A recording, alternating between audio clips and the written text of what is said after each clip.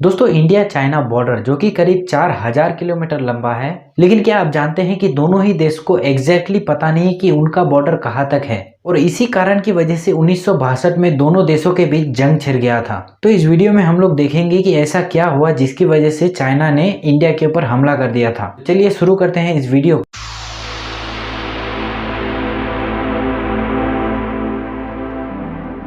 तो दोस्तों ये है इंडिया का मैप, लेकिन आप जो ये अभी जगह देख रहे हैं ये है अक्साई चीन, जहां पर अभी चाइना का कब्जा है। क्योंकि चाइना हमेशा से क्लेम करता है कि अक्साई चीन अरुणाचल प्रदेश तिब्बत का एक हिस्सा है। तो जब 1947 में हमारा देश आजाद हुआ था, हमारे देश का पहला प्राइम मिनिस्टर बना था पंडित जवाहरलाल नेहरू। लेकिन तब तिब्बत एक अलग देश हुआ करता था। लेकिन बाद में चाइना ने तिब्बत के ऊपर हमला करके पूरे देश में कब्जा कर लेता है। तब चाइना का राष्ट्रपति था माओ डियोंग। इसके बाद चाइना इंडिया के साथ बॉर्डर शेयर करने लगता है, लेकिन अभी तक किसी भी देश ने चाइना को एज अ कंट्री मान्यता नहीं दिया था। लेकिन इंडिया पहला देश बनता है जो चाइना को मान्यता दे देता है। इसीलिए माओ डियोंग और जवाहरलाल नेहरू का अच्छा खासा दोस्ती हो जाता है। इसीलिए लोग उन्हें जय और वीरू करके बुलाते थे। लेकिन तिब्बत पे कब्जा करने के बाद चाइना ने तिब्बत के ऊपर अत्याचार करना शुरू कर देता है। इसीलिए तिब्बत के जो दलाई लामा थे वो भागकर इंडिया आ जाते हैं। नेहरू जी भी दलाई लामा को इंडिया में रहने का परमिशन दे देता है। ये देखकर चाइना को इंडिया के ऊपर शक होने लगता है और दोनों देशों के बीच दरार आने लगता है।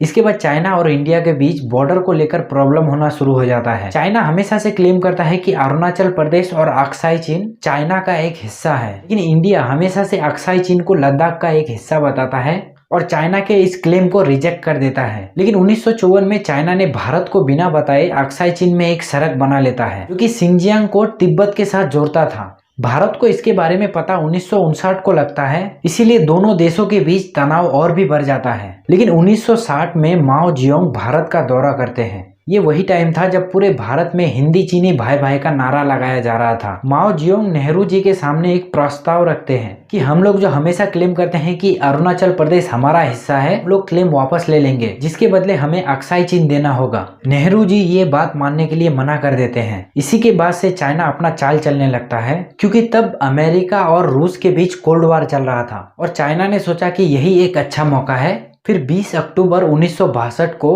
अरुणाचल प्रदेश और अक्साई चीन के ऊपर हमला कर देता है। लेकिन उस समय चाइना की आर्थिक स्थिति उतनी अच्छी नहीं थी, लेकिन फिर भी वो लोग बहुत सारे हथियार खरीदते हैं ताकि वो लोग भारत देश के ऊपर हमला कर सके। चाइना ने इस जंग के लिए 80,000 सैनिक भेजे थे। लेकिन उस समय इंडिया की भी आर्थिक स्थिति उतनी अच्छी नहीं थी, लेकिन फिर भी चाइना से तो बेहतर ही था और भारत में इस जंग को 22,000 सैनिक ने संभाला था। यानी आप सोच सकते हैं कि इंडियन आर्मी से 4 गुना ज्यादा आर्मी था चाइना का। केवल 4 ही दिनों में पूरा का पूरा अरुणाचल प्रदेश के ऊपर कब्जा कर लेता है चाइना। यहाँ तक कि चाइनीज आर्मी तेजपुर और असम तक पहुंचने वाले थे। इसके बाद ये जंग थोड़ा ठंडा हो जाता है और 3 हफ्तों तक कोई खास लड़ाई नहीं होता है और दोनों देशों के बीच बातचीत शुरू हो जाता है। चाइना तो पीछे हटने के लिए तैयार हो जाता है, लेकिन सिर्फ 20 किलोमीटर, जबकि वो लोग भारत के 60 किलोमीटर अंदर आ चुका था। इसलिए भारत इस बात को मानने के लिए इनकार कर देता है और जंग फिर से शुरू हो जाता है।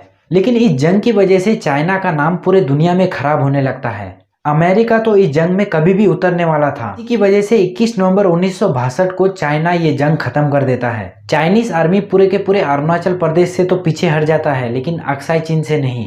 और फाइनली 21 नवंबर 1962 को ये पूरी तरह जंग खत्म हो जाता है। इस जंग में भारत ने वायुसेना और नौसेना का इस्तेमाल नहीं किया था, क्योंकि भारत को डर था कि अगर हम लोग वायुसेना और नौसेना का इस्तेमाल करेंगे तो चाइना भी अपने वायुसेना और नौसेना का इस्तेमाल करेगा। लेकिन अफसोस की बात है कि अभी तक अक्साई चीन के ऊपर चाइना कब्जा किया हुआ है और इसी बॉर्डर को LAC कहा जाता है। लेकिन दूसरे बॉर्डर्स की तरह ये बॉर्डर फिक्स नहीं है कि हमारा बाउंड्री यहाँ तक है और इसी कंफ्यूजन की वजह से दोनों देशों के आर्मी के बीच आमना सामना हो जाता है। लेकिन इंडियन आर्मी कभी भी चाइना के अंदर घुसने की कोशिश नहीं करता है, लेकिन वहीं पर चाइनीज आर्मी हर साल इंडिया में घुसने की कोशिश करता है। तो इस वीडियो में इतना ही। अगर आपको ये वीडियो अच्छा लगे तो हमारे चैनल को सब्सक्राइब कर लेना ऐसे और वीडियो देखने के लिए।